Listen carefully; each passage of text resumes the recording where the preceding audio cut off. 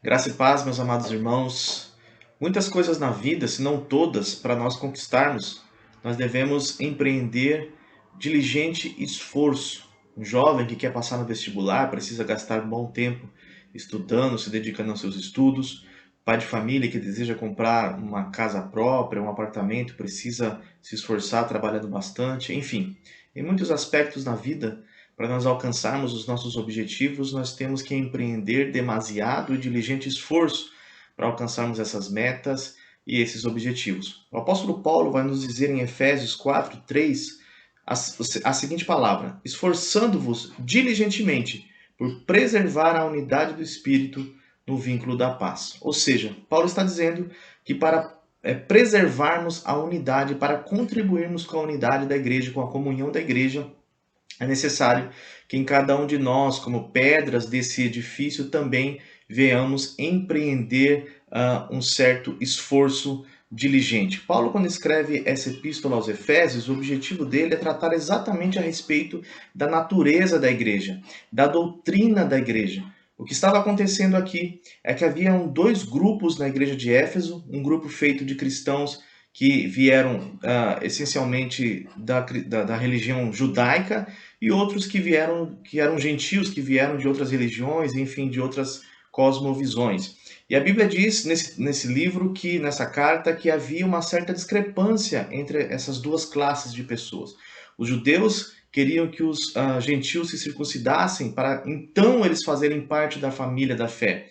E os gentios não queriam se submeter aos rudimentos da lei de Moisés, e isso estava trazendo muita discrepância, muita discordância, muita divergência na igreja de Éfeso. E Paulo então escreve para falar a respeito daquilo que ele chama de mistério, ou seja, a graça de Deus estava agora se estendendo não somente a um povo étnico, não somente como um pacto da antiga aliança, um pacto feito com Israel terrestre, mas ele mostra que a salvação, que o plano da igreja é um plano que está estabelecido antes mesmo da criação de todas as coisas e que é estendido a todos os povos por meio da eleição da graça. Paulo mostra que a salvação não vem da guarda da lei, mas o objetivo dele é tratar a respeito da unidade desses dois povos. Ele diz que a barreira que existia entre eles havia sido derrubada pela morte de Cristo quando ele rasgou o seu corpo, que é o véu na cruz do Calvário. É interessante salientar que Paulo diz aqui que nós não temos que promover a unidade da igreja.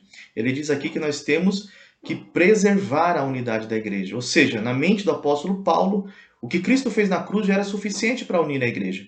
A morte de Cristo já era suficiente para tornar judeus e gentios parte da mesma família, parte do mesmo povo, o povo eleito de Deus. Existem algumas lições que nós podemos extrair desse texto aqui, lições práticas. A primeira delas é que é possível haver comunhão entre pessoas que são diferentes. É possível haver unidade no meio da diversidade. Judeus e gentios possuem culturas diferentes, possuem idiosincrasias diferentes, possuem cosmovisões diferentes, mas o apóstolo Paulo diz que agora, por causa da fé, por causa da obra de Cristo, esses dois povos poderiam fazer parte de uma mesma família, tendo Cristo como cabeça. E como isso era possível? O apóstolo Paulo diz que além da morte de Cristo ter sido suficiente para isso, ele diz que essas pessoas, tanto judeus quanto gentios, deveriam se esforçar para manter a unidade. O próprio contexto diz isso, ou seja, com humildade, mansidão, longanimidade, suportando-vos uns aos outros em amor. O quanto nós temos nos esforçado para preservar a unidade da igreja promovida por Jesus Cristo na cruz do Calvário? Será que nós somos humildes, mansos, longânimos e estamos suportando as pessoas que são mais fracas do que nós? A segunda lição que nós aprendemos aqui é que Paulo não resolve o problema de diferença entre os irmãos separando os irmãos. Seria muito mais fácil para o apóstolo Paulo dizer o seguinte: olha, vocês não estão se dando bem, vocês não estão entendendo uns aos outros, façam o seguinte, cada um vá para sua casa, cada um congregue na sua casa, cada um congregue do seu jeito e o problema está resolvido.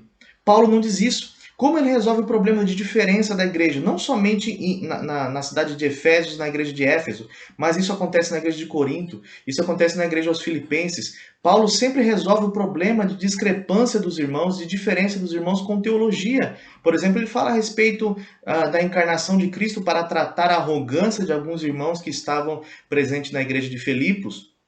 Paulo fala sobre o verdadeiro dom, o dom do amor, para tratar da unidade da igreja de Corinto, porque havia muita divisão, os irmãos sabem que a igreja era extremamente dividida. Então Paulo, de vez de separar essas pessoas, ele diz que eles deveriam conviver juntas no mesmo lugar, congregando no mesmo lugar, se vendo pessoalmente e tratando dessas questões de fato com humildade, mansidão, crendo que Cristo os uniu. E a terceira lição é que a unidade da igreja, nós vemos aqui, não é uma unidade social somente, mas é uma unidade orgânica, ou seja, Paulo diz que eles tinham a mesma fé, eles tinham a mesma esperança da vocação, eles foram chamados com o mesmo chamado, eles tinham um só Senhor, foram batizados com o mesmo batismo e tinham somente um Deus que era Pai de todos, tanto dos judeus quanto dos gentios. Ou seja, a unidade da igreja ela é essencialmente orgânica, meus irmãos.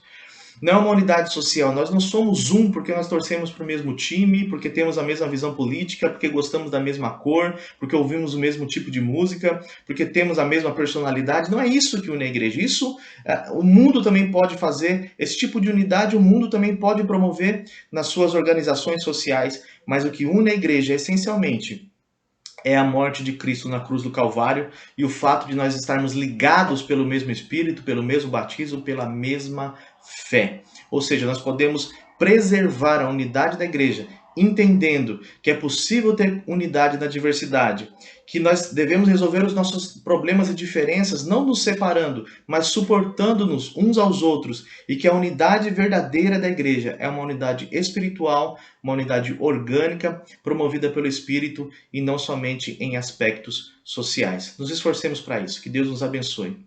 Pai Santo, nós oramos a Ti, somos gratos a Ti pela Sua palavra, somos gratos pelas verdades ditas nesse versículo. Nos ajude a nos esforçarmos, Senhor, para promover, ou melhor, para preservar a unidade de Cristo, promovida na cruz do Calvário a favor da Sua igreja, Senhor. Nos fortalece, nos dê mansidão e humildade. Abençoa a Igreja Presbiteriana do Parque São Domingos. Nós oramos em nome de Jesus. Amém. Deus abençoe, irmãos.